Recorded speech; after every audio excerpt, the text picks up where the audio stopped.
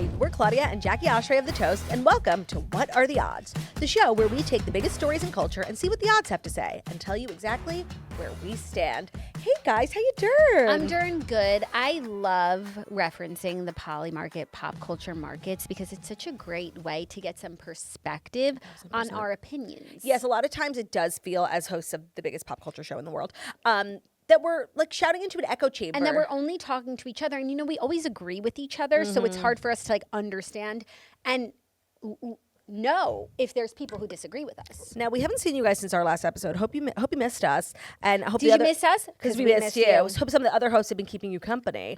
But we know we're your favorites. So Your girls are back. it's really exciting to be back. There's so much going on in the world of pop culture. There always is. But like summer sometimes can be a little bit slow. Yeah. But I feel like there's so many movies coming out right now. Like everyone's going to the theater. We were just talking about how we will be seeing the Odyssey. Like we don't have formal plans yet, but like we will be seeing it. And there's just like a lot going on in the pop culture world, which is great. And we're going to talk to you about it all today. Yes. And then some. So we want to get into some of the markets that we are watching closely. Now, we've been talking about like it's a big movie summer, BMS. It is. We just reported actually that the Odyssey is scheduled to break It's already bigger than Oppenheimer. Right. I think it was like over $300 million in box office sales, which is crazy for a movie that came out 13 days ago. No, maybe like 15 days ago. So Poly Market has pop culture markets, and they have a market for the highest grossing movie in 2026. Now, Spider-Man, right, brand new, so- comes out today. That's going to give Odyssey a run for its money. Yeah. So that's like a pop culture blind spot for us because we do not do like Marvel DC comics, but I do understand like Zendaya and Tom Holland. Well, I might not understand Spider-Man. And basically this is like, I think their like third or fourth movie together and something major happens. And a lot of people are actually looking into Zendaya's wardrobe. You know, like Law, he loves to like tell stories through his outfits. And she wore pretty much like exclusively all white to the Odyssey press tour, and now with Spider-Man she's wearing like all black. So a lot of people think like either she dies or he dies. Oh, spoiler alert. No, movie hasn't come out yet. Spoiler. Like people are just truly guessing, and like I'm excited for, like I wish I cared, you know. Yes. But I do care about box office numbers. One, you love to see local theaters thriving. Yes, you do. Absolutely love to see local theaters thriving. And just the art of going to the movies, the act of it. And I feel like you were talking about this with Off Campus. It's like in the age of streaming, like things just come and go. Like nothing is special. I feel like when we were kids, like I remember like literally one of my core memories is us going to see Mean Girls. Like it was such an important day for us. Yes. And I love that people, like I think it makes a movie a bigger deal. That's what Harry Styles was saying, like a movie that feels like a real movie. And so for the Odyssey and for, it's actually crazy also that Tom Holland and Zendaya are in both of like the biggest movies of the year. And they're the same week. Yeah. Also, speaking of like growing up, tentpole movie event, Toy Story 5 is is a up there contender too. for Yeah. highest grossing movie of 2026. Zach took the boys to see it. They said it was amazing. Everyone's saying it was amazing. I love the Obviously, message. Taylor Swift threw her weight behind that. So there's Oh, a lot true. of weight. Like, it's weighty. I love the message as well. I hear it's all about an evil iPad. Yeah. You know how I feel about that as the author of Camper and Counselor. And of course, as the mother of Granny the Cook. As the mother of Granny the Cook, we don't have an iPad. We have Granny the Cook. Correct. But yeah, no, people loved it. I obviously know it like through the lens of Taylor Swift. I have not seen it yet, but a lot of storied franchises. That's a top contender. Avengers, talk about story franchises. Oh, yeah. That's a blind spot for us that we're just going to like keep on ignoring. I guess my prediction, I feel like it's really, really tough to beat those big Marvel. Yeah. Like I do think Spider-Man will edge out The Odyssey. even though like Odyssey is the name on every time I open my phone. It's like the Odyssey this, Odyssey that. I don't know why. Those movies always win. Like the big Spider-Man, the big like Aquaman, like those movies. I don't know. They always win the box office. They do. They So do. My official prediction, even though I'm notoriously wrong about so many things, is that it's going to be Spider-Man. To be honest, I didn't even know there was a new Spider-Man movie coming out until right now. But I guess it's going to be my choice as well, even though that's so like antithetical. Like I'm in pop, I'm here all the time. No, and the fact that you've heard so much about, and I've heard about the Odyssey, I've heard about Toy Story. I haven't heard about Avengers, but even maybe I did, and I just like wasn't paying attention. But I thought Avengers ended like with Endgame, right? I don't know. Next is Doomsday. I thought it was over. Yeah.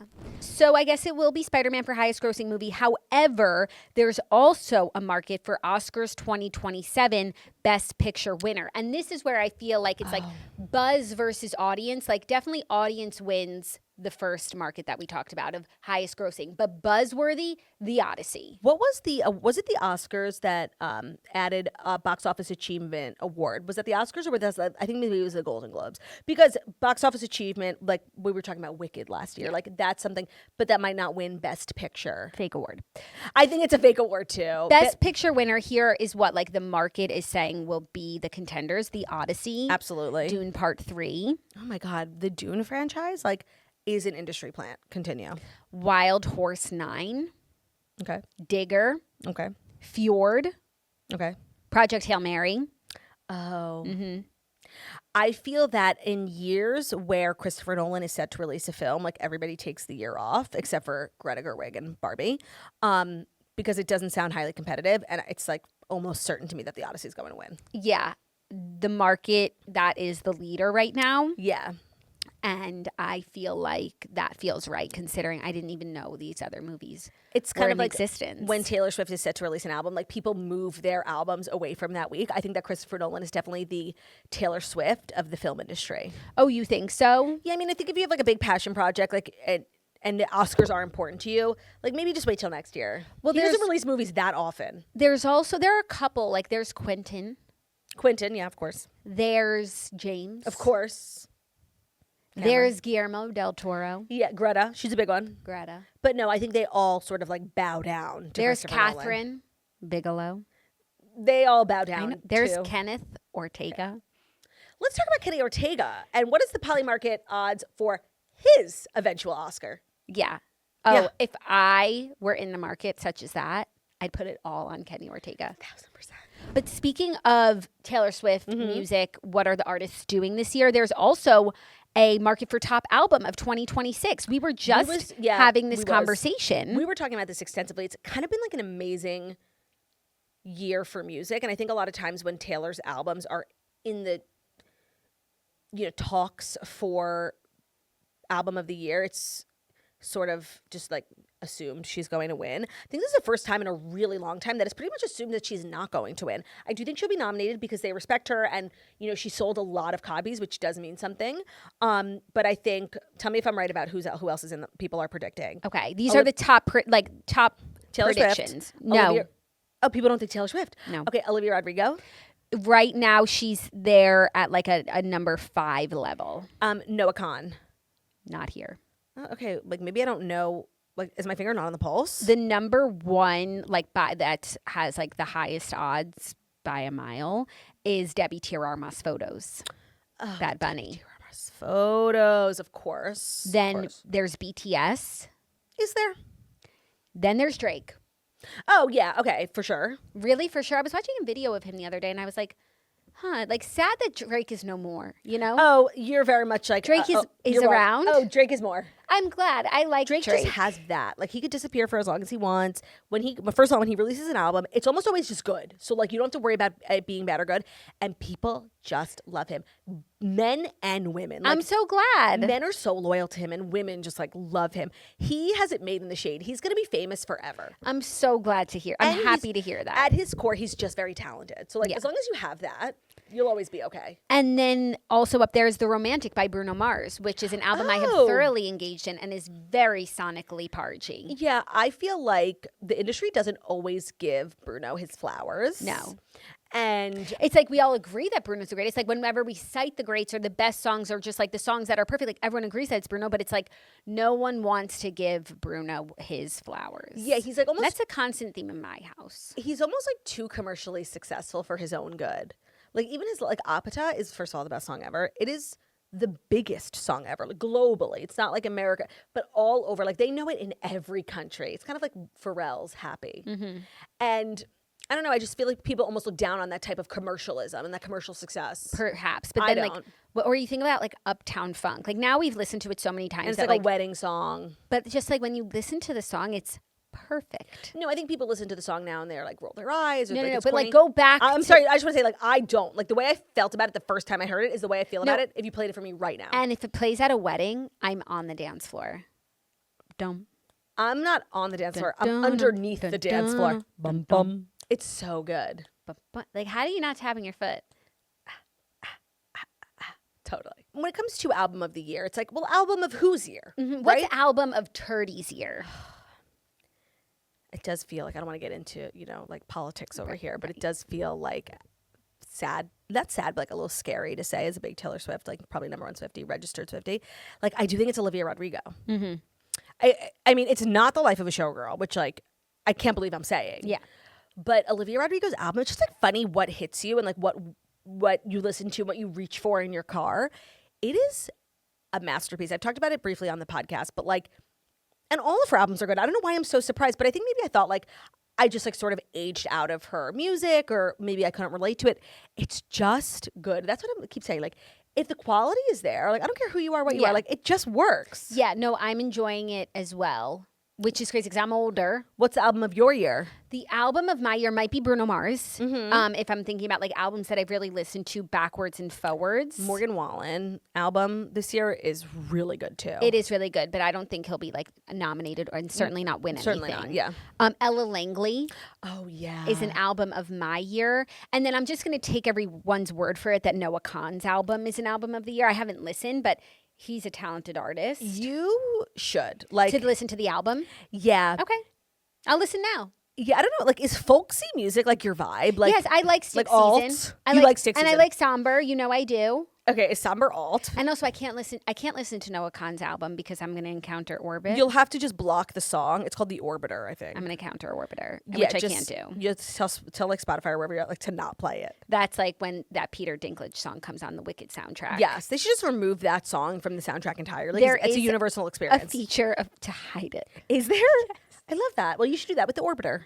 Okay. Just until I'm your an hormones. astronaut. Maybe Just I'm until- strong enough now. Just until your hormones have balance. have settled. I'm going to give it a chance. And it wasn't so much the listening to the song, it was like the thinking about the song too hard. So maybe if I just like keep it surface level with the surface lyrics, and I just think it's about like Buzz Aldrin, or Maybe it's about Buzz Aldrin. maybe it's about Buzz Lightyear. Oh, I would love that. I would. That's an interesting category. I'm going to keep my eye on that. It is. I also feel like when it comes to predicting, I'm always off because I just like live in my own world musically, which I can acknowledge is not like what's always the most popular. It's just like what I gravitate towards. I'm surprised Olivia Rodrigo wasn't like making more waves.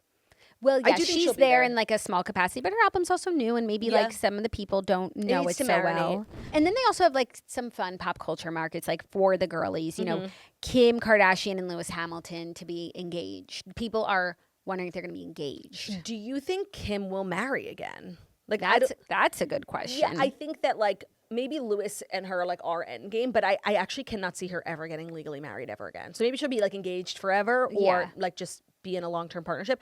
I can't see her getting married. I That's think a she's good- like so traumatized from her divorce. Yeah. Good question, which leads to another market, which is Kendall Jenner and Jacob Elordi, engaged by 2027. Yes or no? Well, I don't know. Kendall, she's never been married or engaged. So, like, I do think that we will see in our lifetime, like, a Kendall Jenner in our wedding. lifetime. But I don't know about, I mean, they seem like serious enough.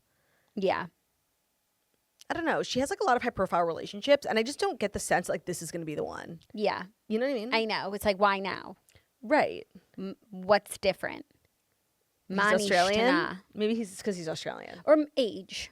You know, you get older. Maturity, and yeah. then you're just ready. Yeah. I was just watching a clip of Madison Beer on Therapist talking about like how when she met Justin, she was ready and he like came in the right person at the right time. You have to be ready. You have to be open. have to have your light receiving on. love. You have to have your light on. It's so true. But I love like hanging out with my fellow pop culture enthusiasts on the Poly markets because I really get a sense of the lay of the land. And it doesn't change like my opinion and my beliefs, but like It's nice to know what other it's people good think. to have that context. It's kind of like running a focus group, you Yeah. know? It's good to know what the public is thinking. Yes. And of course, it's fun for us to like flex all of our pop culture knowledge and get in on these markets and be like, well, you don't know this and that. Right. Well, like as an expert with insider information, yeah, it does help. And like you can choose the underdog.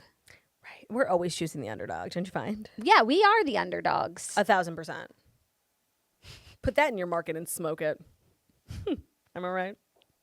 Well, that was fun. I just That love, was I love just chatting about pop culture. And that's it for this week. There are more culture markets coming to Polymarket every single day. And if you want to get in on the action, download the Polymarket app, use code WATO. What are the odds? WATO, WATO. Follow What Are the Odds wherever you listen, and check back next Friday when Heather McMahon of Absolutely Not takes the reins again and dives into the next big pop culture stories shaping the conversation. Until then, keep asking, what are the odds? What are the odds? And the Polymarket app is so great for making this so easy. And you can just toggle between all your fave markets and check And out. we've enjoyed listening to us on the Polymarket app. That's reason enough to download. Yeah, no, I feel like, yeah. I feel like, yeah, Yeah, for sure. for sure. Love ya. Bye.